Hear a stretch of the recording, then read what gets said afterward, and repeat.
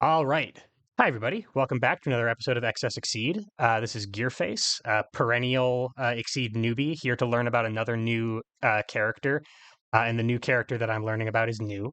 Um, and with me to teach me about uh, this new character is Mhm. Petersonian.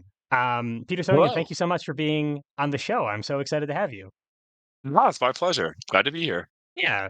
Um, so, as always, quick disclaimer before we get started. Number one, Exceed is a fun game. Shocker, I know. And we're going to be talking about playing to win on this show, and playing to win is not always playing for fun. If the lines that we're describing are not fun, don't run them.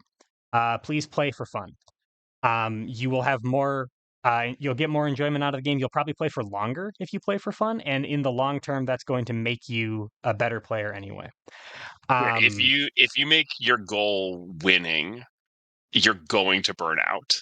yeah, You will be frustrated, you will be angry, you will this game has moments that are unfair. Your deck can brick and you will not draw the cards you need, or the other person has the exact EX drawn off the top of their deck. Like it happens. And so if yeah, your only goal is winning, you're going to be furious and it's not going to be healthy for you, your blood pressure, or your love of the game. yeah, and also like if the way that you want to play the game is antithetical to how we're describing the game, play in the way that you want to Play a play. different character. Or find a way to play this character that isn't the play to win way. If you really enjoy this character, the Yeah. second part of the disclaimer is that typically Melee on brawler new. Only yeah brawl new. let's go. Normal's new. Here we go. The other part of the disclaimer is we tend to talk on the show pretty prescriptively about strategy. You're probably going to hear people say, uh, "You should always do this," or "You should never do this," or "You should always use your resources this way." And obviously, Exceed is not a solved game, and I'm not an expert. Hence, my role as host on this show. Petersonian is an expert, but even his expertise is an informed opinion. So take it with a grain of salt and develop your own lines for this character, and tell us if we, misrepresented something or underrepresented something. Uh, Exceed and Nu-13 are both flexible enough characters that a conversation can exist around her. So Should we so start off the angry comments now? Should we just open with range one is news preferred range, and just we'll just let start the angry comments start flow in? Yeah. just start shooting as many hot takes off as you can as quickly as you can. Yeah, absolutely. That's called engagement, Yeah, Petersonian. yeah, yeah. We're gonna Yeah, drive up the likes. we're The gonna we're dislikes. It doesn't yeah, matter. it As long as doesn't it's matter. controversial. Yeah, Yeah, we're we gotta get the gonna clicks. we're gonna grow the channel one way or another. All right. Yeah, yeah, So with that out of the way, yeah. let's And the let's get to upcoming it. election cycle. Oh yeah, yeah. So let's start. Yeah, How often have you played against Nu-13, and what was your experience playing as or against Nu-13? I have looked at her kit, and then I have randomed into her a couple of times on Browser Exceed, both playing her and playing against her. And I will tell you that playing against her, I did not know what I was doing, and it Oh. felt impossible. And then playing as her, I did not know what I was doing, and it felt impossible. So a lot of consistency I'm finding in my experience so far. Sure. Sure. And so I did in the one time that I, peaked in a tournament run and got into the top whatever. New 13 was one of my characters on my team, and I think that part of the success that I had with her was that she was also relatively new at the time. And Mm, so for a large part of the bracket run, people struggled to know what to do with her. I mean, I think right. she's a strong character, but I think there's a lot of ways to diffuse her nonsense. And so when I got to the upper tier, and my opponents were more knowledgeable at how to turn off her threats, the games became harder. And so you can still win those games as new, but like you said, there's almost an element of her where she's kind of that new player stomper, where Yeah. she on some level breaks fundamental rules that all other characters must follow. And if a person isn't ready for that, they're just not going to have a fun time. And so Yeah. she's a pretty polarizing character because people who She, don't know how to fight her Even some people who do know how to fight her just hate doing it. And I'll draw a parallel in a second, but I'll you know pass it back to you. Yeah, sure. I mean, she feels when she's on her game plan like oppressively unfair. She feels like she's Mhm. doing things that she should not be allowed to do. And then in the times that I've beaten Nu-13, I don't feel like I did anything different. I feel like they made a mistake in their management of resources at some point, and like Mhm. something crumbled, and Mhm. they were playing this one player game, and all of a sudden they lost it. And then I Yeah. was able to play Exceed and pull it back a little bit. So it feels like she's the difference between when she's working and when she's not working is very, very, very large. Yeah, she has massive weaknesses and massive strengths, and knowing how to use the things you have to fill the gaps in your own game plan when things go wrong, or to keep things going when they're going right, is kind of the heart of when I play a good Nu-13 game. Is not a game that sorry, when I play a game that I'm satisfied with as Mhm. Nu-13, it's not that kind of stompy, you had no idea what you were doing. But when my opponent knows what they're doing, when they're moving to my, like, the my blind spots, the areas, the ranges that I can't hit with what I want to hit with, and then I have to use the toolkit she has to basically scrap out of a bad situation, regain her footing, and then take the match back. Right, That feels amazing. right, And that feeling is why I play Nu-13. It's not the oppressive long range, you can't do anything about that. That's the payoff. It's how she wins games. But why I love playing her is that feeling of almost brinksmanship, of like everything could go wrong in a second if I don't manage this correctly. right. In previous lessons that I've had with a friend of the show Banazama, he talks a lot about what happens when you have a non-compliant opponent. So when Nu-13 is doing Nu-13 things, she's playing a very different game than when someone is actively trying to stop her from doing Nu-13 things. I feel like, Yes. yeah. So and I'm sure And we'll get into that. I almost wish that I could pull some of my opponents in here, like my common sparring partners who know what they're doing, because there are times that even I'm surprised by, like, I'll be staring at my hand and go, "Yes, I've got it. This is going to be perfect. My next 3 turns, no matter what they do." And then my opponent will, like, take the move action, move 1 space, and then I double check their kit and I go, "Nope, that's it. I'm screwed." Or Yeah, they play, like, +1 speed and stay where they are, and I go, "No, no, everything I was gonna do is turned off. What were they? Like, this person knows exactly what they're doing." right. So there really is counterplay to new, but it's a player knowledge thing. It's a Okay, matchup knowledge thing. that makes sense. Yeah, Yeah. let's get into the kit then. So I mean, I assume that people can ascertain from how we're talking about her. Nu is a zoner or a ranger or a hit you from across the board kind of character. But Yeah, and but not in the same sense as some other zoners. Like, hmm, so this morning I was helping someone walk through how to play Axel, and Axel is much more of the, like, Sagat from the Street Fighter season type of hmm, zoner, where, like, hmm, if you get to long range and Axel and Sagat can keep you at long range, they'll just win because they have things they can do that hurt you, and you won't deal with it unless you're equally equipped. right, But then if you go to range one, Sagat and Axel both have tools to do, like, some serious damage and hurt to you at range one or range two. Like, they can brawl right. as well as zone. Nu-13 doesn't. She does not have close range tools. She does not have guardy attacks or, like, high damage, range 1 to 2 command grabs or anything like that. There's just nothing. Right. She doesn't have any reversals. She is desperately trying to create space, either through pushing or retreating, and we can kind of get into the which is better and all that kind of stuff. But that kind of unique aspect of her as a zoner, she's she's almost the epitome of a zoner. Right. I'd say almost more than any other character that is in Exceed yet. Like, she's Yeah. the of the all the printed characters, she is the zoner. Yeah, my understanding of the way that like exceed character designs work is like you are not allowed to be better than this guy at range 1, and you're not allowed to be Probably Zangief. better, yeah, Zangief, and you're not allowed to be better than Nu-13 at long range. She is Yeah. the most zoner to ever do it. Well, have you had Zangief as a character highlight yet? No, I haven't.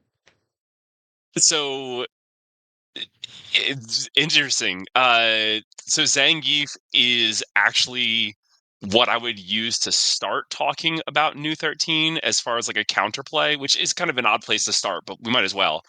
So Zangief is, like you said, the epitome of the range one character. It has an ability where you use the critical mechanic, and if you are at range one when you initiate, you get +1 power, +1 speed, and then if you are exceeded, you get like +3 power, Right, +1 speed. right, So you could just go up to range one and just mash, and eventually you will hit with something. You can lose a bunch of strikes in a row, and as long as you're hitting for 10 damage 3 times, you win, right. right? Like and there's an element of there's a term. I don't know if this term's come up in any of the other guides. So maybe in the Nu-13 video, it would be hilarious if this is where we introduce this term to your series. But the term grappler movement. Have you heard this term yet, or Uh, has it come up yet? not in the not in those words exactly. I did just actually run a lesson about Tager with D last night. So the idea of like I'm assuming it means something about like you're sort of trading life for positioning, that sort of thing. Exactly. Yeah. So Yeah, grappler movement as a like a term in the community is exactly that. Is recognizing that there's more than one resource in the game, right? Like right, there's the resource of cards that you have in your hand, there's gauge, uh then there's life. right, And it comes down to what are you willing to put into a strike to get what you want. And so sometimes you might look at the cards in your hand and someone initiates a strike and you say, okay, I'm not going to necessarily hit with this strike, right, but can I put myself into a better position next turn to do what I want to do, even if it means I'm not, hitting. I'm not trading damage, but I'm sure, trading game state. sure, I mean, one of the things that everyone has that, it should be used by almost everybody at some point is the someone's initiating something at, range 3 and you just don't want to participate, you you cross throw out, crossed. sure, Because now you haven't participated in the strike, you haven't done any damage, you haven't generated any gauge, you're down a card, right, but whatever the other person invested, hopefully more than you are investing, right, puts them down while you just choose to non-participate, right? sure. And so someone like Potemkin, was it Potemkin you did, or was it Tager? Tager, Tager. So someone like Tager and someone like Zangief, in their kit, they have a lot of cards that will allow them to essentially tank a hit but move forward anyway. right, And so new is the reverse of that, right? So grapplers want to, or grapplers are willing, right? Grapplers are willing to take damage to put themselves in an advantageous position because they know that if they can connect a few times, they win. right, New is the opposite. New needs to be as uninteractive as possible for as long as possible. And if she's trading life to do that, she can only do it so many times or she will just lose. right, Like there's not necessarily the same comeback potential. So like if you are the kind of player who wants that ability to be down and come back, you are going to struggle with new. right, New can do it, but it's not as easy right, because your goal, your game plan is to avoid as many attacks as possible, keep your opponent at arm's reach. You're not doing necessarily a ton of damage along the way, but then you get 2 to 3 turns where you get to just attack and not be hit back at all. right, And that's and the new the dream. most exceed is about trading and sort of scrapping in melee range. So when you win a strike and exceed, it tends to be by not very much because you either won with a very fast option or you won with a slow, and that's a and you trade up by a few points. If you're hitting a strike from across the board and your opponent isn't able to hit back at all, like that's actually a that's not super common in exceed. No. No, typically a character needs to have a fireball. You'll Yeah, have Ryu with the 6 speed Hadoken fireball from range 6. Well, so let's go into what is makes new, which probably most people watching this are familiar on some level. But if this is a sure. new character, the character ability when you set your attack, you may spend 1 force to gain +3 to 4 range. Right. So what this does is, yes, it affects all of her specials. Like, all of her cards have 2 shapes, right? I mean, 3 shapes if we count the exceed side, but we'll just start with this, right? Like, you've got Sword Summoner, which is range ones, 2 power, speed 6. This card is garbage, Right. except it's never meant to be played at range 1. This card is meant to be played with your character ability. So you add 3 to 4. So it Every hits 4 to card, I guess, 5. if people aren't familiar with this, right? Every card, the range is really like a range. It's range 1 to range 1. You've got an Right. upper and lower limit. So adding 3 to 4 range, this card is now hitting at 4 to 5 Right. if I use my frontside character ability. And so this card is not 1, 2, 6. This card is ideally 4 to 5, 5, 6, Yeah.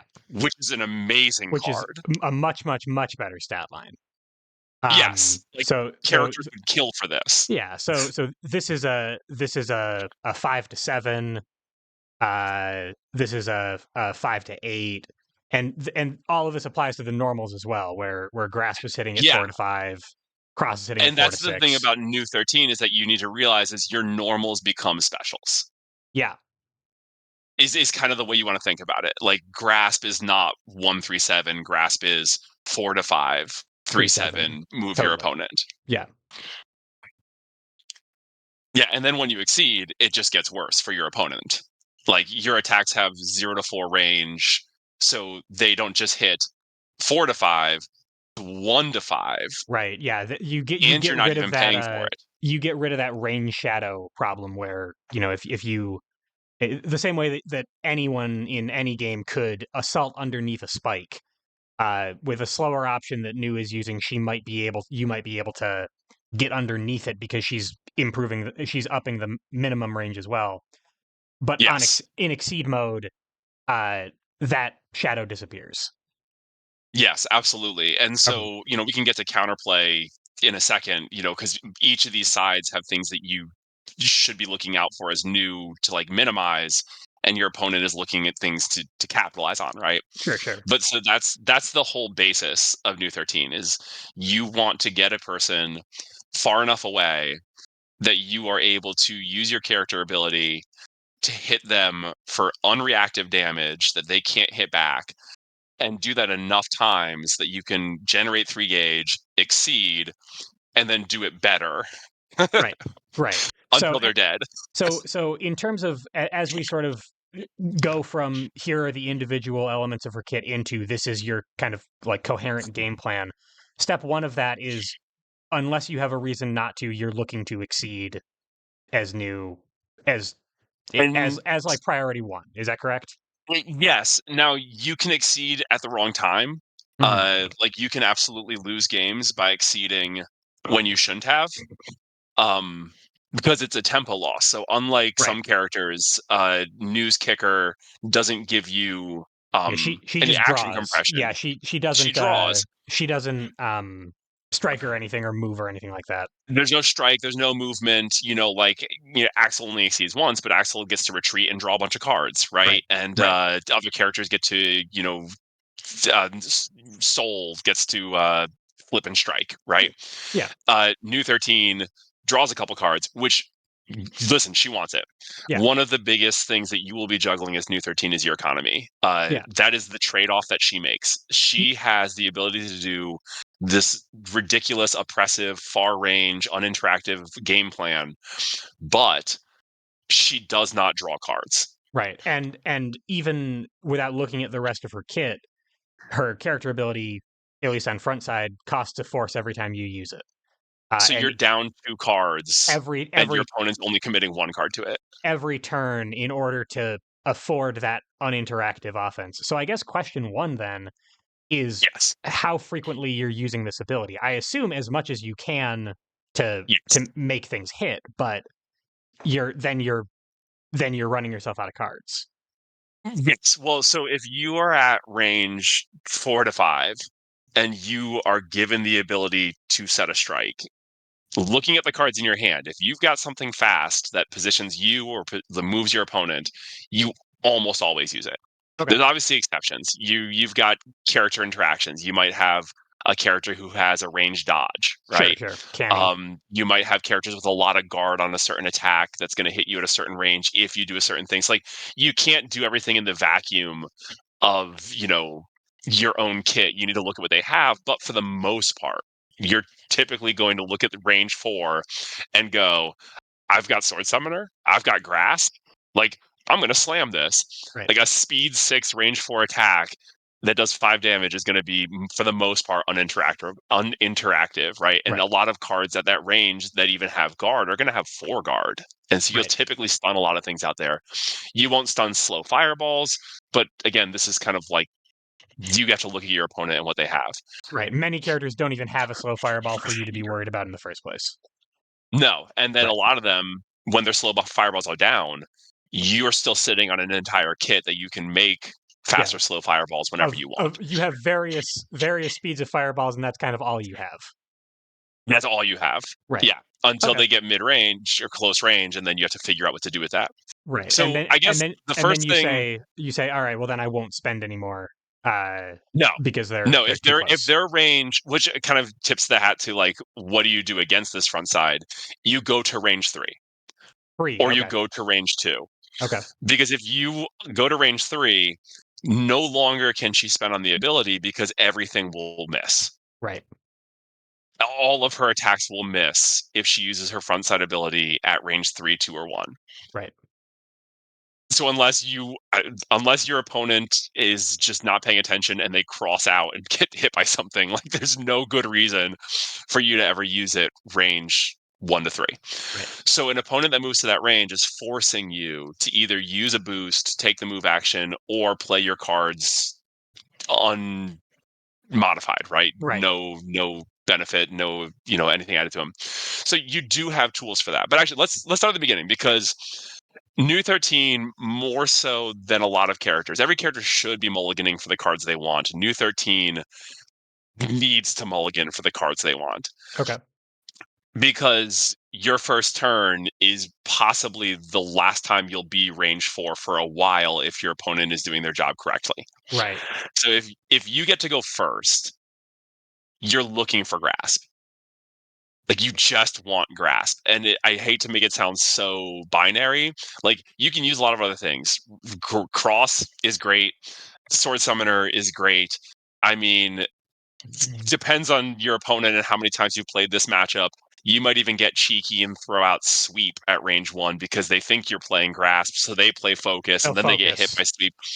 But, Sure. like, yeah, so there's the Yomi layers that come in later, Right. but from just an absolute basic level, and I think it's almost always the correct answer, you're just looking for grasp. Now, And why it's grasp and not cross? Oh, go so ahead. I'm actually gonna take a guess on this one. I assume it's Yeah, because cross is, if you start here, cross is yeah. moving you back 2, and it could have moved you back 3. So Uh, you're not getting the value out of it. Is that it? so that's one. I mean, Okay. you want your crosses for later, Okay. because if you think about, let's say you're later in the game, you're somewhere in the middle of the arena, they've come within range 3 to 2, right? Cross is going to be the card you initiate with to move back out of range. Okay. So you want cross, but it goes more than that too. So if you look at a lot of the cards, new would rather retreat to dodge something than push. Then Like, push. she Okay. has a couple cards that push, right? Like Sickle Storm can push, right? Yep.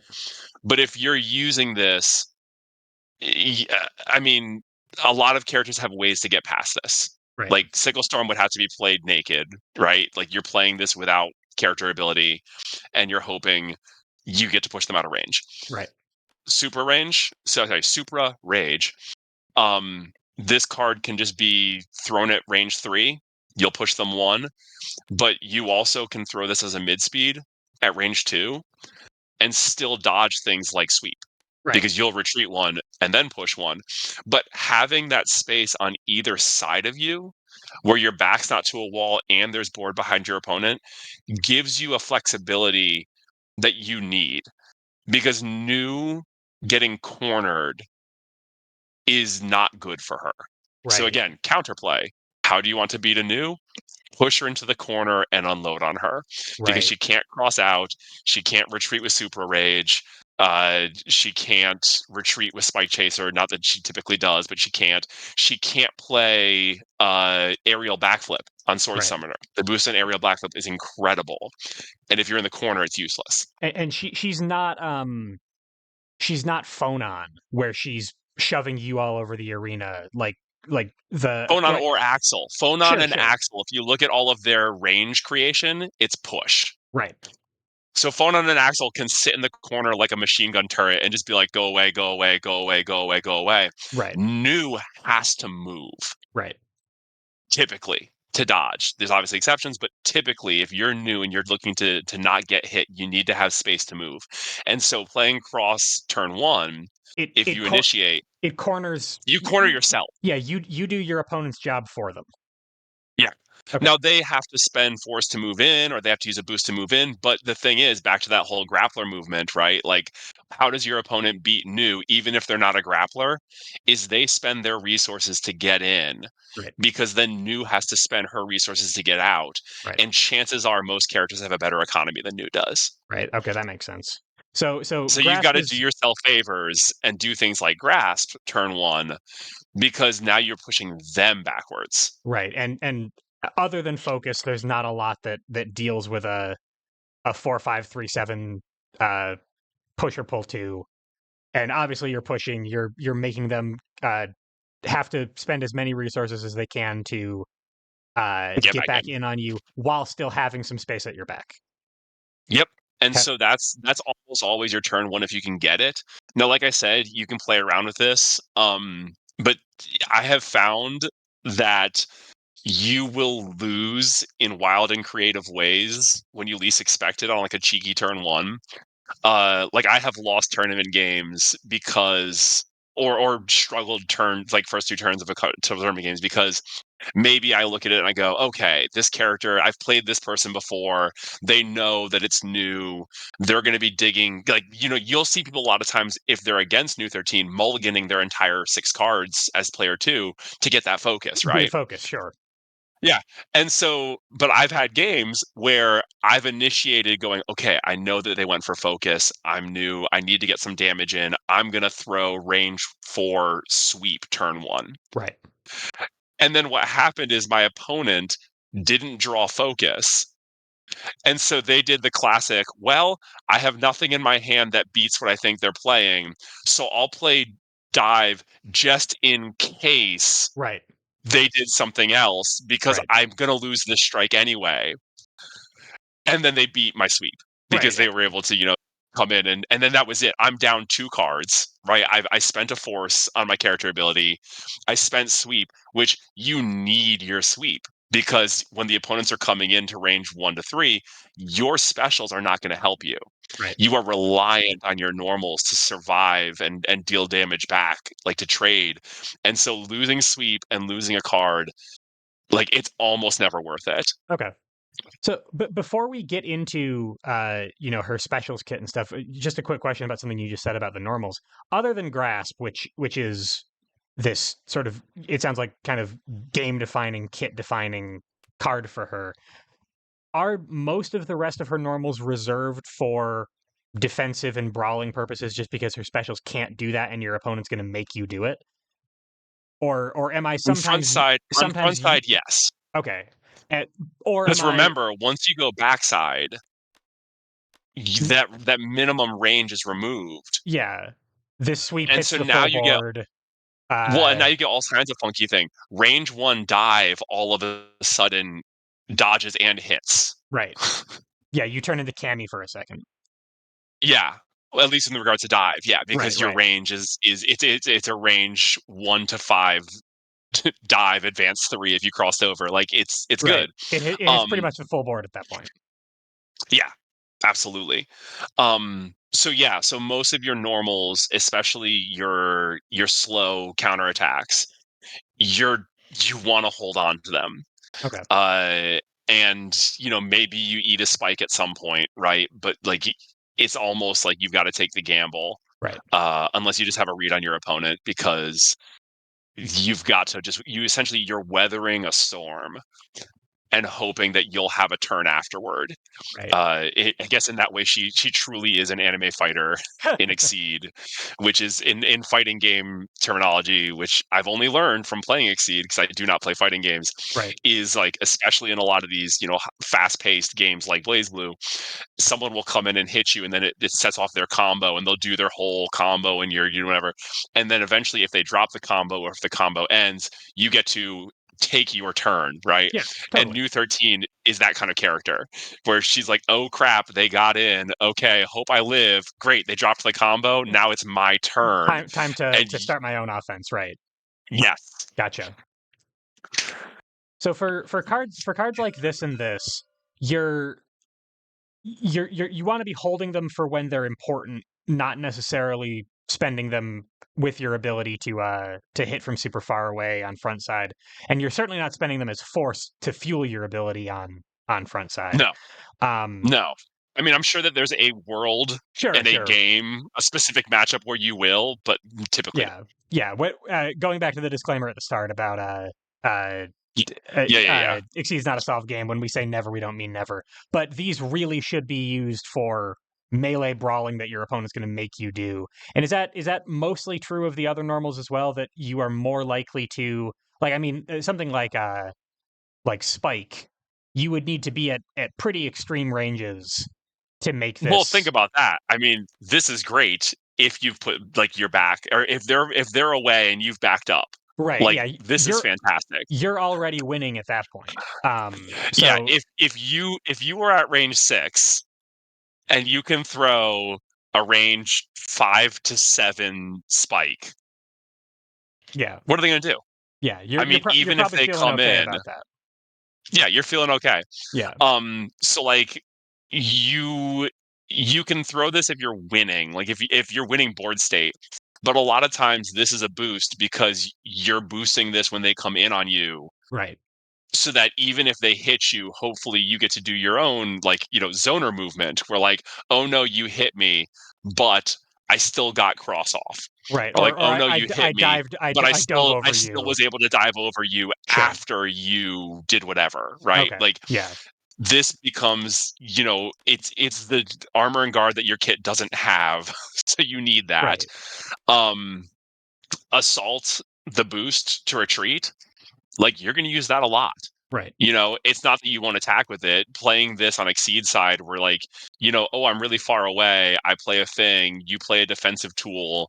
Okay, I come in. I hit you. You still don't hit me because I'm too far away. But Right. now it's my turn again.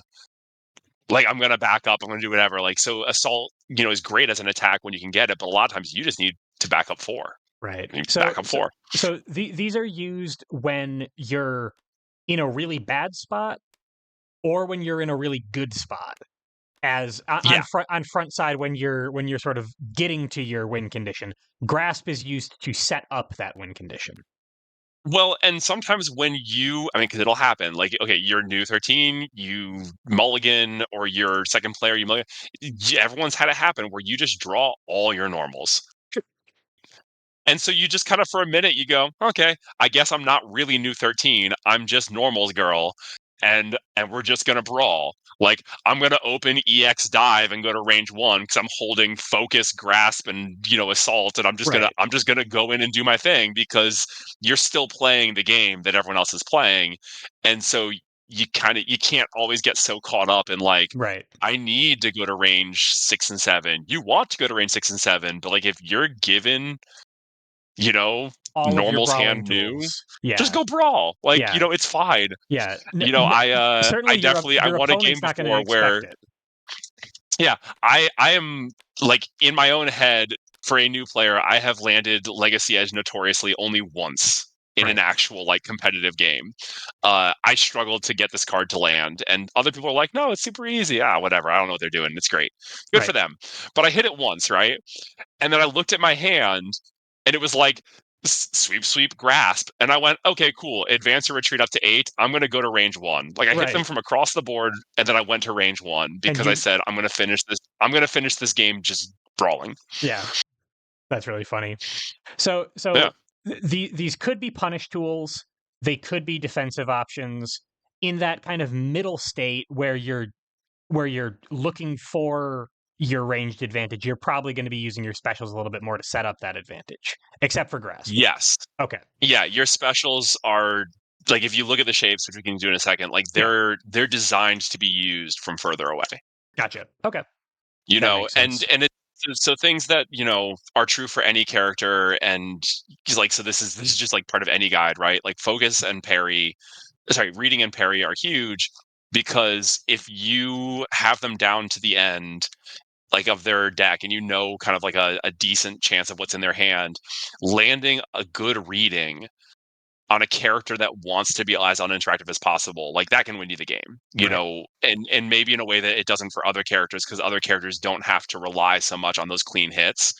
But you like take that chance if you see it, right? If there's a known card in their hand, and then block. Like if you know that that character has a slow fireball that is going to shut you down, or they've got that range dot, like that range dodge, like parry it Right. because your kit, your character ability, like all of it, like you're designed to win strikes cleanly. So if there's a card that is going to throw off your mix-ups so that they're like you won't win cleanly, get rid of the card. That makes sense. Yeah, And we talked a little bit about most of the other uh boosts and strikes among the normals. And the two that I am wondering about especially are the boosts fierce and light because I'm thinking sweep is so important as a defensive card and grasp is so important as a set up your win condition card that you would want to yeah, deprioritize the boosts on them, but I don't know if that's yeah. true. I don't know if I've ever boosted grasp. Because usually if I'm at a position where I'm going, okay, cool, like I can put this on something that I'm gonna hit with, like I'm typically on my overdrive, and then I'm never gonna take a turn to play Right. +2 power. Right. Like You want to be swinging every at that point. every turn you don't take. I mean, actually, here's a big thing about news. Like every turn you don't take, advancing yourself into a better board state is a turn your opponent is going to take to remove whatever advantage you have. Right. And so +2 power going down as a boost is almost never valuable enough to give up tempo. Okay. And +2 speed when is things valuable enough if it turns off one of their threats and allows you to threaten creating better board state and tempo, I right? gotcha. And I guess if things are going well for you, you're not trying to hit breakpoints, yeah, power Nope. breakpoints to stop your Nope. opponent. You're trying to win clean because they can't hit you back. So that plus Yeah, two power isn't. you don't need to stun sweep. Yeah, You just need to not get hit by sweep. yeah. You need to be at range 4 or more, and then their sweep doesn't Yep, matter. Okay, I get you. exactly. All right.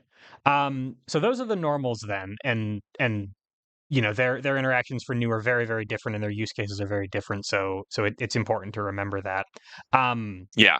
And then do you wanna get into the kit itself?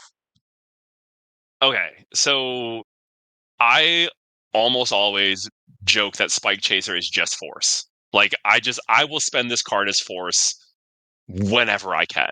Okay, Is not to say that it's not usable. Like 153 5 is the highest damage she has on a special. So right. like if she needs damage, there it is. Also notice that she can hit at range 1 to 2, Yep, 1 2 3 with that, right? It's kind of a spike, kind of, because you can play it, do 5 damage, and then you and retreat, then so you you don't get back up. like Sure. it's sort of spiky. You don't really ignore armor, you don't really ignore guard, but like it's there. I am not the kind of player that's going to play this raw because it's a chance to lose a strike. Right. And And I never feel like I can take that chance. Like I want to take a sure shot, even if I'm trading down, but it means that I'm getting the gauge to do what I need to do later. right, that makes sense. And the combination of her character ability and the before effect, like you could spend some force in combination between those two effects to have a pretty customizable range on Spike Chaser, right? Like you could spend one force for +1 range, and then on top of that, you spend your character ability, and now you're at You sure could, 3 to 5 or something. But you're a starving artist. you're You spending a don't lot of have force. extra money. Yeah, Yeah, you're broke, and so you don't have the force to throw onto this. right. So I mean, more frequently, unless you know it's gonna win you the game, right, I'm not doing it. right. More frequently, this is for fueling other cards or your character ability that already has a force cost on it. Or it's the boost. Right. So this boost is maybe her most unique one. Like, of all the boosts that she has, this is the one that you play and people go, "Oh." It's -2 to 0 range. So, how would you like a range 1 spike? Sure. It's Yeah, great. that sounds awesome. It's phenomenal.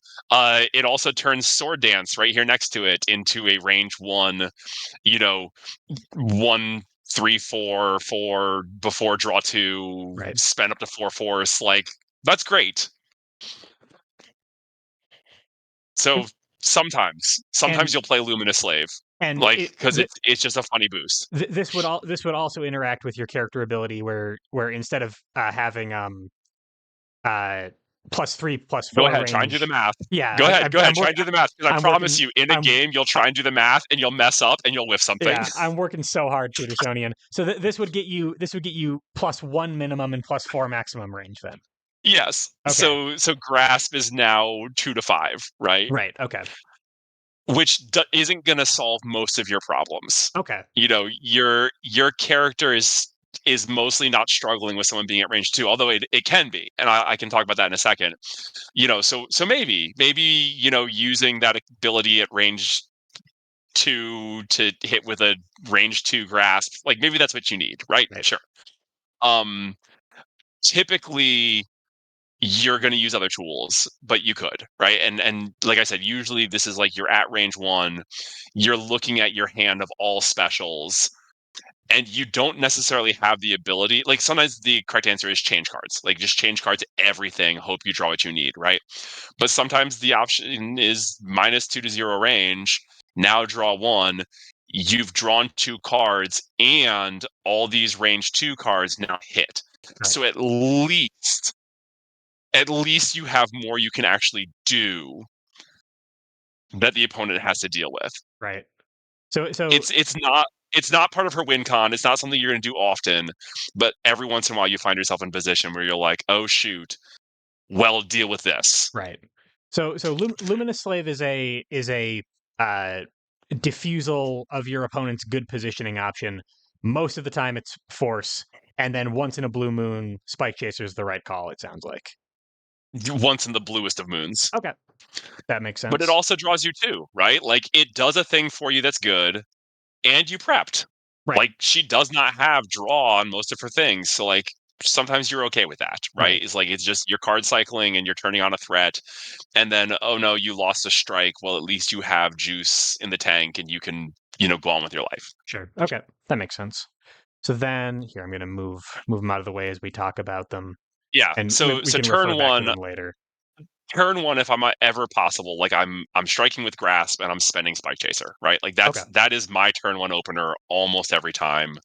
It just is what it is. Okay. And honestly, with an economy like news, having like a dedicated this card is force It's part not of your bad. kit, yeah, that's actually sort of nice. Like having a little bit of extra money Yeah. to spend, I'm okay with that, even if it's not a Yeah, when card you that talk I'd about love to power see. budgets, like Yeah. she's got that kind of unique part to her power budget where like, oh, a garbage card, thank you. Yeah, thank goodness. And also, I mean, like Yeah. it helps the mental load a little bit to know that you probably aren't going to have to consider an option. Yeah. And yeah, So like we said, meanwhile, someone's frothing in the comments of like Spike Chaser's my favorite card. I strike with it every time. And I'm like, that's good for you. yeah, no, I want to hear about that. So yeah, Yeah, yeah, yeah. anybody who Someone has should a different definitely comment opinion, that. yeah, let me know. How Okay, about Sword Dance. yeah, Sword Dance is another card. I'll leave it here. yeah, That again, I'm not often like looking to hit with this until it's the right card to hit with. Like this is one of those cards that if you are far enough away and you look at your opponent's options and you go, okay, like I can hit them comfortably with this. It's damage. right? Right. Especially if you have some ultras in your hand. Like you are a character that will spend your ultras as force almost all the time. Okay. Like, not that you don't want to hit with this. Calamity Sword is great. Legacy Edge, when you can hit with, is incredible. But a lot of times you're going to play these boosts, which we'll get to when we get to them. And a lot of times you're going to use them to pay that, 4 force for 2 power Right. because it's card economy. Like you want to hit with these cards. You want to be able to spend these cards as force for your character ability because your character ability is only 1 force. If you spend an ultra for 1 force, you're bad economy, right? Right. Right. Right. So being able to draw 2, hopefully you drew some ultras, spend those ultras, and do 7 damage from a distance on interactive. This is great. Yeah. So Right. and And and then, and this is also your Hadoken card. Like, oh, Ryu, you got out. Okay, cool. Like you hit me for 4. Congratulations. this is your only guarded special, so this is what you would use if your opponent actually can interact with you at your extreme ranges. Yeah. Yeah. If you can't stun them with, grasp or sword summoner, at a long range, then this is it, right? This is Right. your only guard. Right. And I'm assuming that most of the time, like, this is a Rekka effect, like we sometimes see in Exceed. I'm assuming that most of the time with a character whose economy is as bad as News, you are spending force on the hit effect in order to stun, and probably not any more than that. Is that correct? Like, you're probably not pumping this to 7 every time. Unless you just happen to have a glut of cards to do it with. Like, Sure. this is the card where, like, if they play block and you hit them with this, you just draw your 2 and walk away. Yeah. Like, you're not spending anything, Yeah. right? Maybe, I don't know, maybe once or twice I've spent 2 just to make them have to make a decision. Like, now they have to at least get rid of a card, but even then, that's bad economy, right? Yeah. Like, it's Yeah. it's a matchup by matchup basis. Yeah. Um, but yeah, because again, this is the only special he has that draws one like That without that that, question. that draws cards. Yeah. Although, I mean, now that I look at it a little bit more, if you're using this when it's at its best at extreme ranges, unless they have like a guarded advance option, a Yeah, guarded advancing option that you're specifically trying to stun, you don't care if you're stunning sweep. You're not going to pump this to no, 7 damage, no, uh, no, unless you're using it at range 2 as a very very expensive mid speed, and yeah, you which you're don't not. you don't want to be doing that because it's so expensive. Like Yeah, at range 2, this is this beats sweep, right? This is yeah, a 4 speed option that if you spent a bunch of cards on it would beat sweep. But man, that's a lot that you're spending on it. So you would rather not spend anything at all most of the time unless you desperately need the damage, I assume. yeah. I mean, one of the funniest times that I ever played this card, and this is outside of the realm of advice. This is just like sometimes it's funny, right? Sure. Is I wild swung this card into like a Tau Kaka who like retreated, bounced off the wall, came back in, and landed at exactly range 2.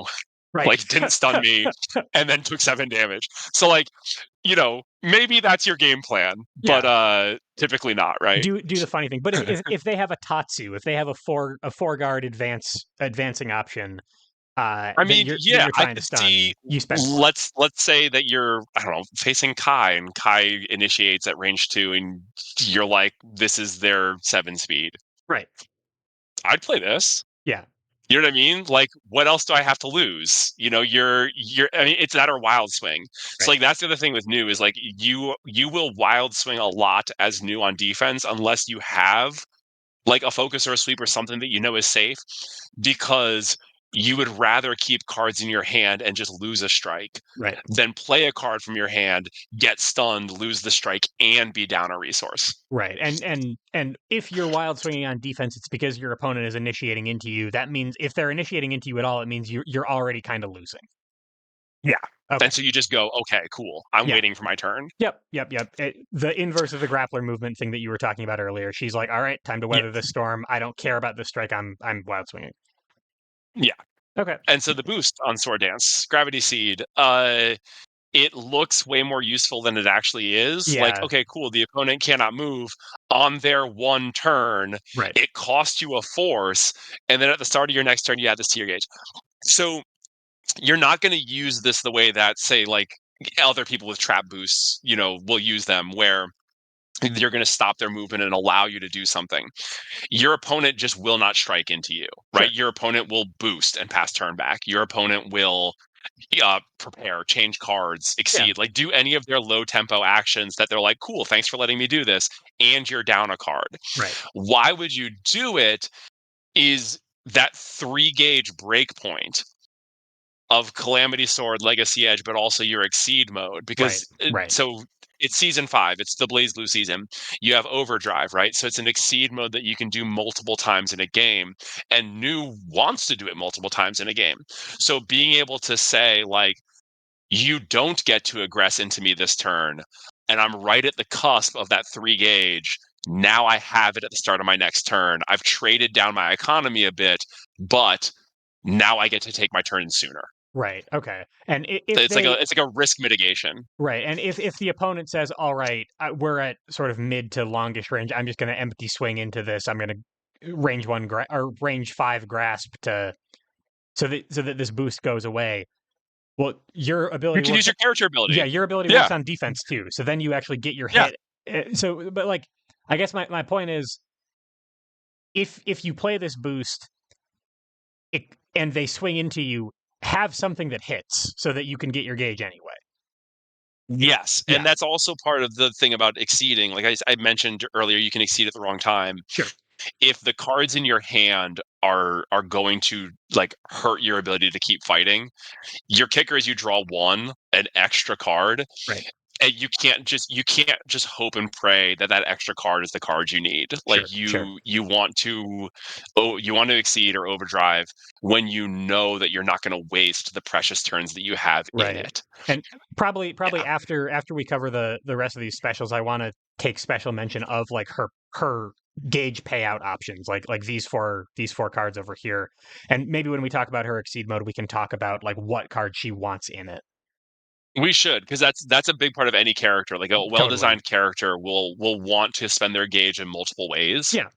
and so Nu has that, Yeah, so it's totally. good, right? Yeah, absolutely. So that's Sword Let's Dance. Yep. Yeah, let's go to Sickle So Storm. Sickle Storm is a card that you typically aren't paying your character ability to play. Like it's already a Right. fireball. Like, and if Right. you notice, most of her cards are not. Most of her cards are these, blatant lies of a range one. Right. Sickle Storm is like, no, this is actually a fireball. Yeah. And so you've Now got it has you the if you are at range 5, which yeah. only exists because you're new, right? You can make this range 5 to 7 Yeah. and or 5 to 8, right? Yeah. Yep. It's actually, so this is another thing to notice. I don't know if you have. It's one of only 2 cards in her kit that hit at range 8. It actually hits at range 8, right. So she's not like Yeah, even though she's the zoneriest zoner of all time, even she doesn't have something that can hit like here to here. Or not corner to not corner. No, not it's not many things rather. yeah, it's Sickle Storm, it's Legacy Edge, and I don't know, I've never done the math on it. I guess it's Spike Chaser Or if or if or you like really, really, really need to. or like dive kinda Yeah, Dive sorta will one do two it. three one one Uh, two three almost maybe. 1, 2, 3, 1, 2, 3, 4, 5. Yeah, it'll do it. Dive will do Yeah, it. So all Dive right. from the corner will do it. Um, but yeah, so Sickle Storm is unique in that regard, right? So like if you are at range 8, you can put a couple of pieces of damage on them, and notably it'll give you advantage. Right. If you're doing it from closer, if you're just playing it raw as a fireball, you also push, which is huge. Which you like sometimes when you have like a rider on an effect like this where it like something like sword summoner hit range 4 plus 3 power, that sounds great all the time. For Yep. the range 5 plus on Sickle Storm, I don't know, I might actually prefer the push to the advantage.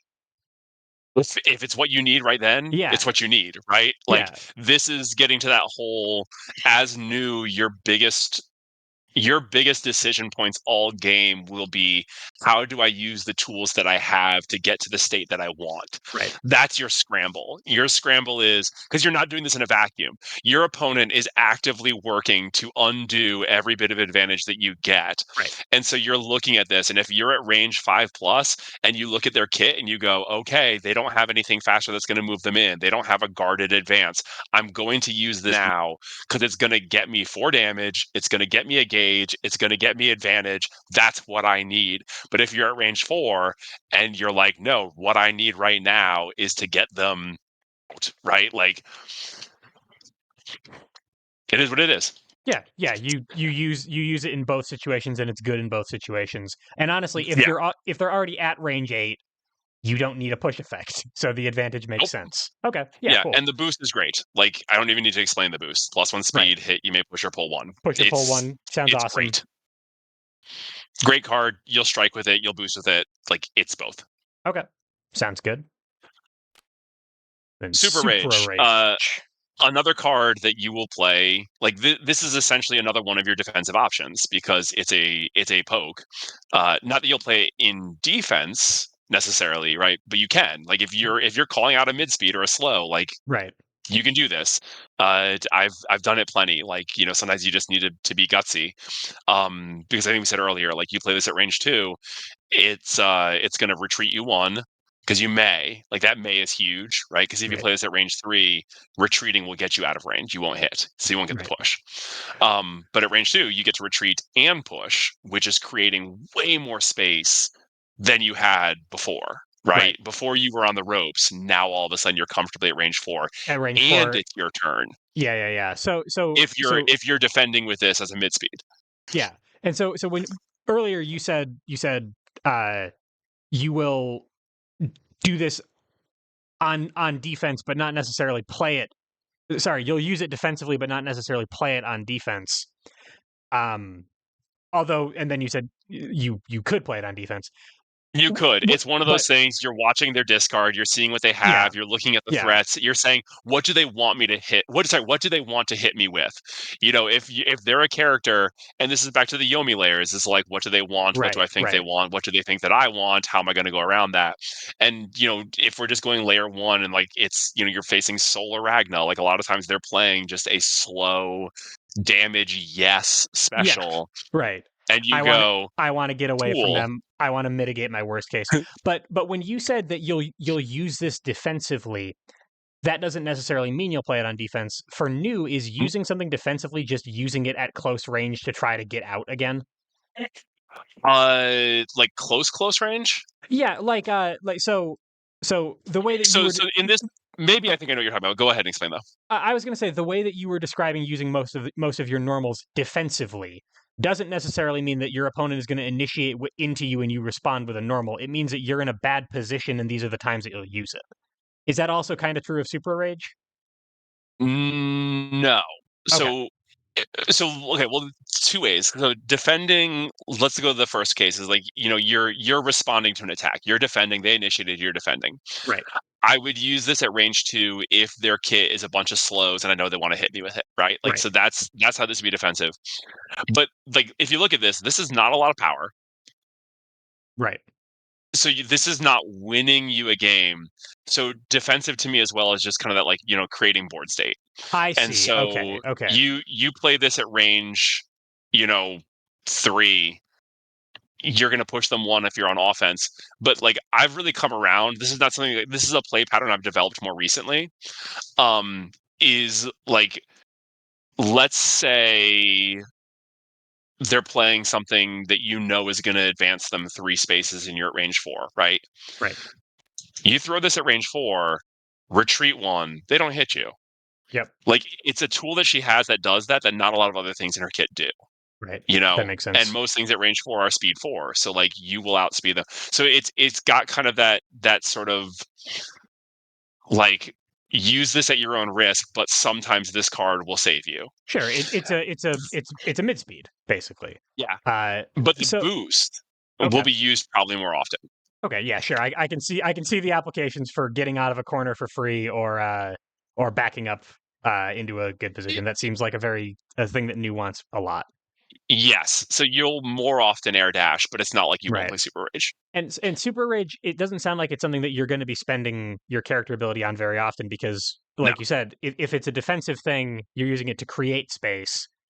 It, Yeah, when you know what, you've called me out. I think because in my mind, when I think defensive, I'm thinking of, I'm not in an yeah, advantage state. so Like, I'm gonna spend this card raw.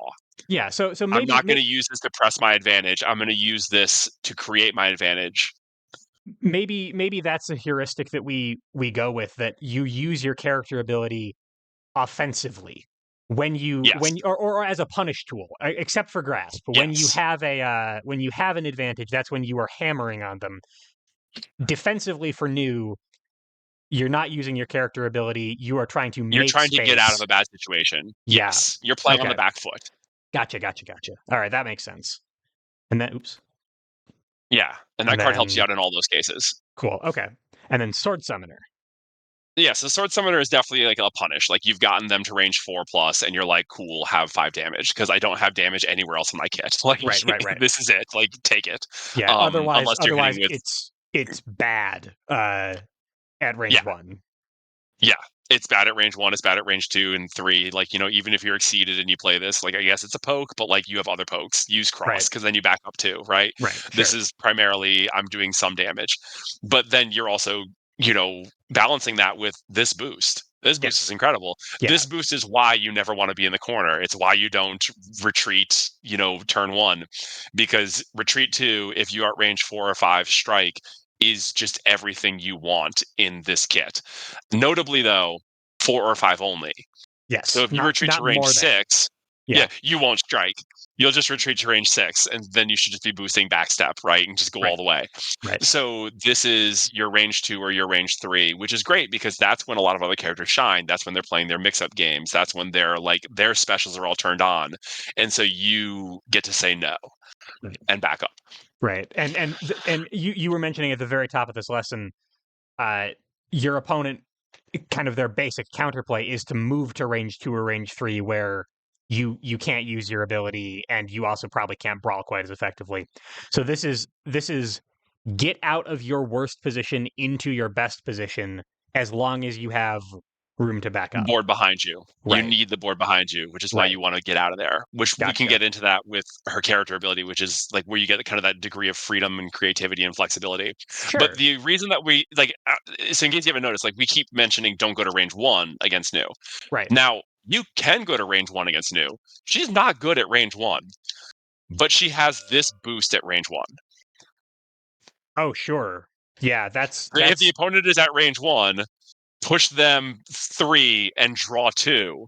that's a lot of value. Even for Because a 2 force ultra boost, that's a lot of value. it's a 2 force ultra boost, and you know what you do with these? Like, so you look at the cost on broken weapon on Calamity Sword and then counter assault on Legacy Edge. You just pay with another ultra. You Oh, sure. spend an ultra to play the boost on the other ultra. I mean, there have been countless times where I have spent the other copy of an ultra to pay the cost on the other ultra to use the Right. boost. Because These, you mentioned earlier that you're not spending an ultra for your character ability because that's an inefficient use of force because they're worth 2 not and you can only spend 1 on your ability. yes, So here's a yeah. higher force And you cost that could don't use the and you ultra. don't wanna spend I mean, okay, you don't want to, you could, it might be the right decision, you don't have the right boost, you need to get to Right. range, great, take the move action. Sure. Typically, you're never gonna take the move action because you want to do that through your boosts or your card abilities. Like, you Right. want to use your movement all in strike or in boost because that's efficient. Your economy is terrible. And so, I was just having this conversation earlier with someone in one of the chats, is there's an aspect of Exceed where the ultra boosts on characters can be as character defining Oh, as yeah. their abilities. Yeah. Definitely. Like if you look at most characters, their ultra boosts are like the really big, really cool. You Yeah. get to do this thing. It's a super cool move. Nu doesn't get those. Nu gets, hey, you know what you suck at? You suck at being at range 1, and you suck by being a very poor girl who can't afford anything. Right. Here, have 2 boosts that help. Right, yeah. This shores up your weakness. It's not like I pulled out a Way of the Warrior. Like Yeah, the number of people who refer to this card as Way of the Warrior and not Metsu Hadoken, it's got to be 50-50. Like, it's not everyone, but it's a yeah, lot of but people, and it's a like, lot of people who think of this card as a boost. And the something just there we go. Yeah, yeah, no, and it's are you talking about you're talking about Azure Grimoire? yeah. I Ab mean, well, you just look at both of these, Yeah, like both of these boosts. other characters from within the season. Yeah, absolutely. Like these are both like, especially as our grimoire, I feel like is like a character defining boost. You're saying that Nu-13s are more very powerful uh utility boosts, but the reason that they're very powerful is because she sucks at them otherwise. Yes. Yeah, yeah, Right. yeah. You don't get Ragna's, "Oh, cool, they got to range 1, but you'd rather be at range 2. Here, have a bunch of power, push, and strike." Right. Right? Spend up to 5 life, it's cool, you heal You anyway, heal like, anyway. carry on with your life, Have like, some action go be compression. awesome. So Yeah, news boosts are, "Oh no, you've gone horribly wrong, something terrible has happened, press the panic button, and hope that this gives you enough time to, like, regain your footing." right. Because so broken weapon, right? Shuffle your hand into your deck, draw 5. It's 6 cards. Right. Right, shuffling your hand into your deck is great because I guess if you have cards left in your hand, which you almost never do when you play this, but if you did, right, it means that you're not advancing deck out. Like your options go back. You're not discarding them, which would hurt Right. even more if they're good options. But like, you will spend an ultra to play this because instead of having 2 cards, you have 6. Sure. And hopefully they're the options you need to Now. fight back. Yeah. They're the force you need to do whatever, right? Yeah. Your opponent's at range 1, push 3 and draw 2. They're at range 4 and you drew 3 cards. Like again, if you use an ultra for this, I mean, let's just pretend that the move function, 1 force per, though that never happens with push, although some characters do, right? Is Right. like that's 3 force to push 3 and you drew 2. It's a 5 force, but that you spent You spent 4 4. force on. Yeah. Yeah. Like it's one of the few times you come ahead in economy and they have to do something about it because you will take advantage of them if they stay there. Right. The But they existence can't of do this, that yeah, if you don't go to range 1. the existence of this boost on its own, it's kind of like terrifying on Sagat. The existence of this boost on its Yes. own means that you are afraid to go into like the place that's worse for new. So the real place that's worse for new is their second and third best option, which is range 2 and range 3. Yep. Okay. I get you. Yeah, and a Um lot of characters thrive at range 2 and range 3, so if a sure, yeah. character is parking themselves at range 2 and range 3, and then if they park themselves at range 2 and range 3, and then just kinda drop some speed or drop some guard, like now you can do even less Right. because you're not going to be able to cleanly win something because they're now above you in the speed curve, and like new relies on it. New Right. relies on being able to cleanly win something. If you go, cool, I won this strike, right? I hit the strike, I'm hitting you, but because of your guard or because of your speed, like you're in fact going to continue to chase me, and I don't get to build that space, and now you're still trading with me. Most every character will trade up. Yeah, and if you can maintain that position, she continues to be in trouble. That makes sense. So for Legacy Edge, it sounds like the boost is your worst case scenario, hit the emergency button, and Legacy Edge, the card, the strike, is something that you've done one time. Yes, well, because Legacy Edge, what is it? It's you've gotten your opponent to the other side of the board. Right. Would you like to hit them for 7, gain advantage, dodge Yeah. anything they might have, Yeah. and then pick your position to finish the game? You definitely would, but that means that you're already winning. Yeah, and she doesn't have a lot of cards that get her to that position. So maybe a defensive cross. Like Right. if someone has the gall to strike into you at a board state where you can spend for your ability back up to the edge, and then now you've got the 3 gauge and you can hit them with this, like that's their own fault. Sure. Typically an opponent is not going to let you play this. It could happen, but if the opponent knows what they're doing, they're not going to let themselves get into a position where you end your turn at range 7 to 8 with 3 gauge. Right. Sure. Definitely. That makes sense. And then Calamity Sword, It's just a um, great card. yeah, looks much more playable. You know, especially if they're trying to hang out at 2 and 3 a lot. I mean, have a reversal at 2 and 3, like Yeah. that hits for Yeah, this will 6. end That's games. that's pretty good.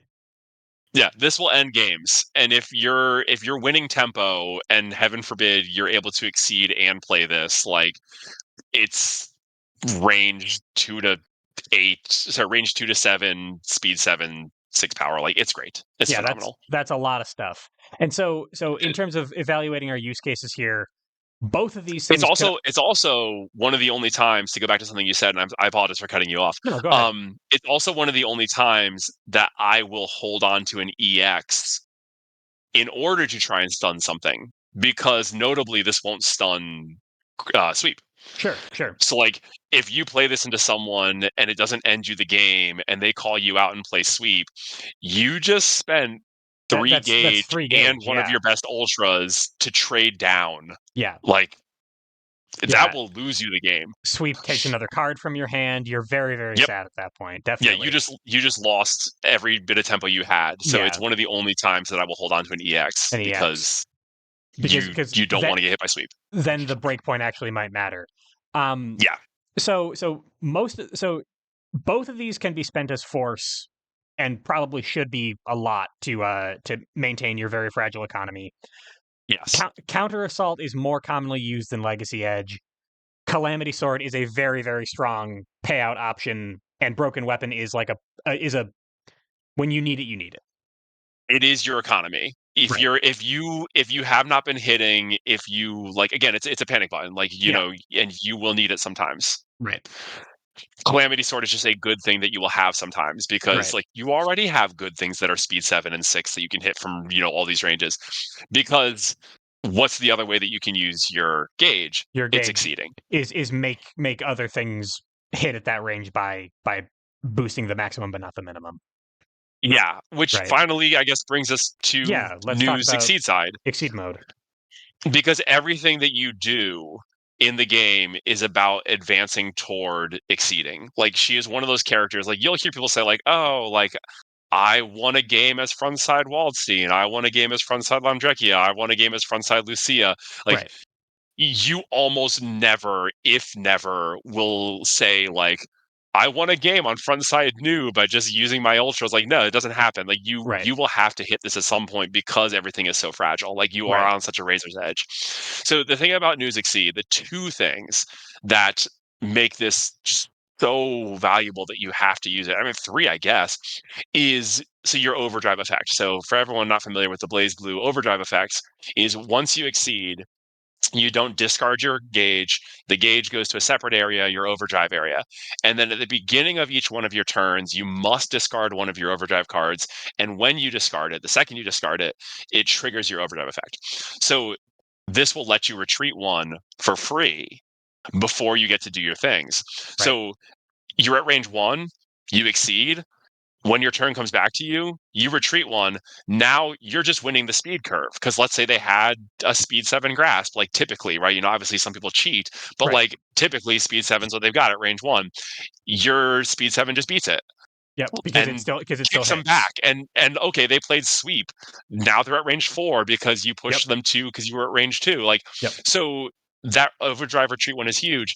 Lowering the minimum window, like your lower limit is removed. So now everything hits everywhere. You no longer have that gap. So now your grasp hits range 1 to 5. Right. Unbelievably valuable. The hit you may advance 3 is so much more useful than you think it is.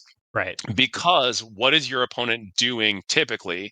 They're trying to get up close to you. They're And trying to corner you. corner you. Yeah. Sometimes sometimes triggering overdrive in the corner is the best thing you can do. Let's say you have a focus or you have a sweep in your hand. You overdrive. It's not ideal, but you can do it where now they hit you. You trade, but then you get to advance 3. Right. You're out of the corner. They have to do something about it. Right. Now, what's the counterplay to this as an opponent? Don't strike new when she's in overdrive. I was about to Obviously, ask. there are exceptions to this. Yeah, Yeah. go ahead.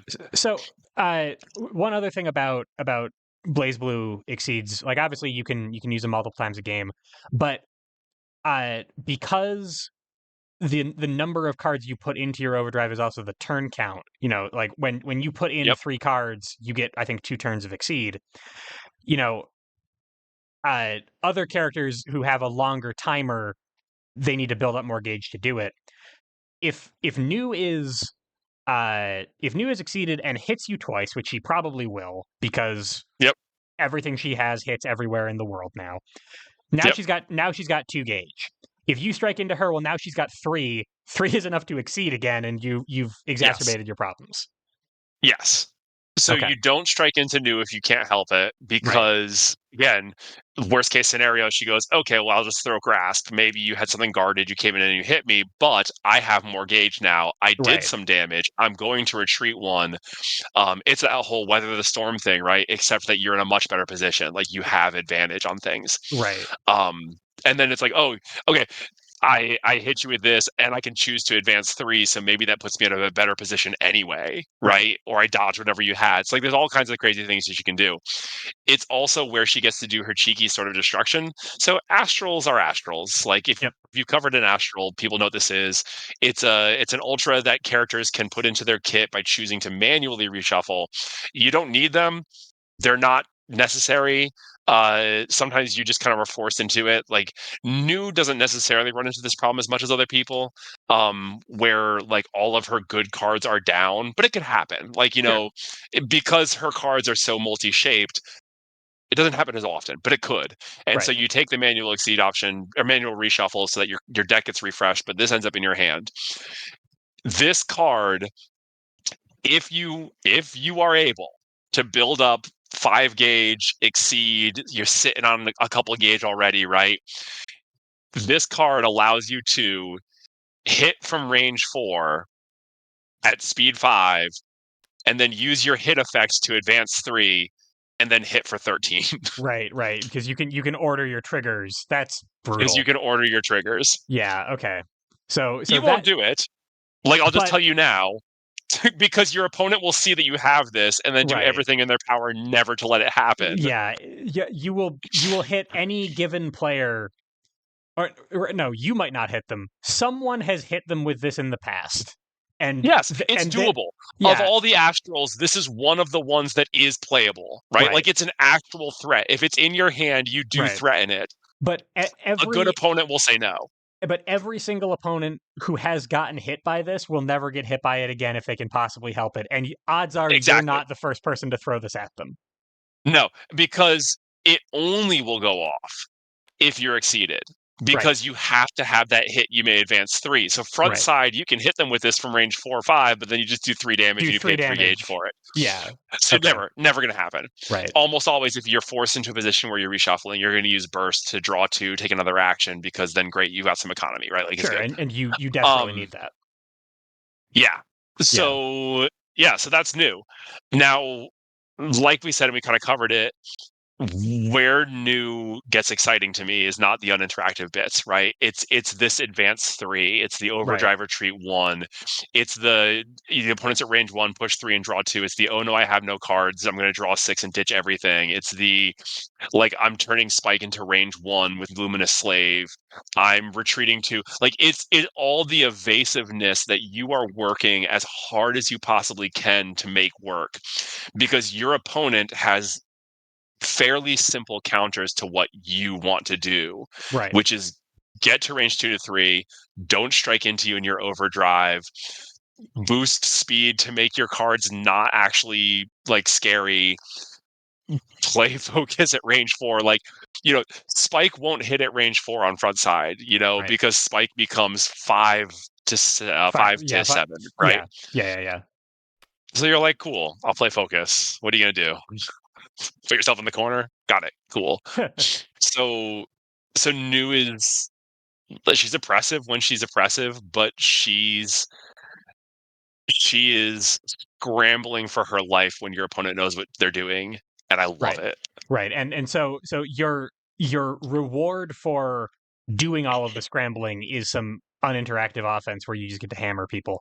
But if that's what you're playing the character for against a good opponent, you're never going to get that. So No. you Or better be or you're gonna enjoying the get it for 4 turns all game. right. And those 4 turns could win you the game, Right. but But like they better be impactful turns. That actually leads me to a question. You mentioned you can exceed at the wrong time. What do you want in your hand? What kind of board state do you want in order to press that advantage? Ugh, so that's not a question I have an answer off the cuff for, because again, it just depends. Right. Because you're gonna look at your cards in your hand, and if all your cards, okay, right, you're in the corner, they're at range 1, all your cards hit at range 2. Sure. don't exceed. Yeah, don't exceed. Or you've got 2 blocks in your hand and you're about to draw one from exceeding. Um, as you said earlier, don't rely on that draw being a card that you actually want to hit with, Yeah, no, CC those blocks away, and then uh, exceed later. and then exceed. Like, or like you're in the corner and yeah, you've got that hit may advance 3, but like let's say your health's low and you're against a character that can just do massive amounts of damage and you're not going to survive. Right. uh Take the move action, use air dash, use run, the boost on cross, right? Yeah. Use the +1 speed hit, you may pull 1 or 2, and then you've got to grasp and hopefully you get them to range 4. Like there's a lot of things that you want to do, because when that overdrive, like okay, it's all economy, right? It's like your overdrive retreats 1. If that overdrive retreats you 1 into the corner, you've lost something. Yeah. It's not that you won't ever do it. Like I said, sometimes it's the right option. But if that overdrive can create space, let it create space. Right. If that hit advance 3 can give you an advantage, then use it. You don't ever want to be part of your own problem. You already Yeah. have enough problems as it is. And your opponents are going to be doing things to mess with you. Don't mess with yourself by doing things inefficiently. Yeah, that'll make sense. Yes. Yep. Okay. Um. Yeah. No. That is a. I feel like I've learned a lot. I don't know if there's anything else you want to cover about the character's kit or any gameplay tips. I mean, we've talked enough about economy that I feel like we should be paying special mention to it. But you've already talked about how like Spike Chaser is sort of your dedicated force card. Your ultras are frequently used as force. Like any other things that you want to share about how to play new, other than just like what her cards say. No, I mean, a lot of the things come down to player preference. Like, I know some people that like block will be a dedicated force card for them. They're just like, Sure. forget it. Like, Yeah. I don't care if enough I'm about blocking, I'm this. losing. Yeah. Which there's some truth to that, because you're blocking, like you're going force negative usually, right? Like to soak damage. And sometimes that wins you the game and you need to, because like another good exceed adage is like, you will not use every card. Right. You just won't. You only need to win so many strikes. Like if you count up all the damage, you know, you only need to do 30. Yeah. It's a race to 30 points. If you make it the inverse, right? Like there's on some level it reveals a truth about exceed. It's a Euro game where you're racing to 30 points, Yeah. but Yeah. your And 30 points are, through positioning and numbers and all this yeah, kind of stuff. you have 30 damage just on the normals, I think. Yeah. Yeah. Yeah, So absolutely. yeah. You don't need to use every card. You don't need to hit with every card. So you can afford to. And with new, she will frequently be stuck with bad hands. It sounds like you mentioned not really needing to use the move action very often. I'm assuming the change cards action is actually something that she needs to use pretty aggressively sometimes. It can be. It will Yeah, absolutely change or save your life, because, like a lot of characters, the whole like, if it's not in your hand, it's in your deck. But new can't necessarily afford to just lose a bunch of trades, because like we mentioned at the very beginning, she's not a combat character. sure. And so if you're looking at your opponent's options and all the cards in your hand and you're saying every single one of these cards loses to like the majority of what my opponent's doing, Right. if you can't play one of the boosts, so like that's the thing, you wouldn't just dump it. Like it's all judicious, right? Like you don't just dump your cards. You look at your boosts, you say, are these boosts going to save my life? If the Yep. boosts don't save your life, then yes, change cards, get rid of what you've got, Yeah. and then it is what it is. Because if you're under threat, you need to get out of there now, or you need to change the situation right now. You can't afford to take time because your opponent is going to hit you twice and undo a lot of the little chips you've done over the last several turns. Yeah, your game plan is almost never to run mix-ups. Like some characters run mix-ups. Right. That's not her draw. Right. So if you are a mix heavy player, and there are a lot of them, like then don't play new. Right. No, that makes sense. And then we've really talked about it this whole time, but just to make it explicit near the end of the lesson here, counterplay to new and how she deals with it. Like we have definitely mentioned these things. You go to range 2 to 3, you you play You focus at boost range speed or 4, guard, you boost you speed or boost guard. speed, you boost guard, you Yeah, boost armor. all the things that we talked about. Nu's counterplay to them, it sounds to me, is play exceed, right? Like she when your opponent forces you to, you will participate in mix-ups, you will Yeah, you'll actually engage with Yomi layers and stuff like that. But you have to. if they don't make you, Don't. then you don't have to do any It's of that. it goes You just back to the whole. It goes back to the whole. All the reasons why you don't do a range four sweep on front yeah. side. Yeah. Just don't. The failure case, right? Like the success case is like cool. I called out their focus, did 4 damage. They discarded a card. They drew a card. Right. They're not terribly sad about that Right. in the long run. Because to your opponent, 4 damage isn't going to lose them the game against Nu. Right. Yeah. Being positioning negative is, and like the real loss case for them is that they didn't call out your grasp successfully. Yeah, Yeah. Okay. So the counterplay is not enough. That basic level of counterplay that my opponent's going to do is not enough to beat Nu all on its own. She doesn't just fold to standing at range 2 or 3. That just makes no, you use her tools to get to a position rather than just having the position for free. Okay. yeah, and like any character, as the tools go down, they become more vulnerable. Right. It's why, like, if you notice, there's redundancy. Oops. Oh, Like, between air dash and run and backstep and things yeah, like that. like Yeah. like you have multiple ways to do the same thing because she needs it. Right. So your opponent can't go, oh, air dash is down. She can't go anywhere. Like Yeah. she's got Ti four of them. time. Yeah, she's got plenty of retreating options. She's got plenty of cross up options in her exceed mode and dive and Yeah, things like that. Yeah. she's got this, and she's got Yeah. like and all of her specials that move and all that kind of stuff. Yeah. So, but like any character, you can look at the options and they go down, and all the grasps are down. You go, oh, they got no speed 7 stuff. So like my Right. EX cross is gonna be fine, and Right. I don't know why EX cross. Now I'm at range 5, but like Yeah. Yeah. like you look at stuff like that and you go, cool, because you you want to press your economic advantage. Like I said, most characters will draw more cards. Um, take turns to do things that like Nu almost can't afford to have a low tempo turn. She Mm. will. It was like in the mentor tournament. It was so funny because like week 1 was like don't ever prepare, Oh and then yeah. week 2 was like prepare. Like Yeah. you need to The prepare. the for people who don't know, the a couple years ago I ran an event where new players were paired up with mentors, and I was one of the new players. Um, and I the sort of like bell curve of how preparing works for a new player. One of the first things you're told is that it's a terrible idea. You should never do it. And then Well, later because on, to justify it, new players look at it and they go, well, obviously I want cards, right? Yeah. so I should prepare. So day 0, you do it all the time.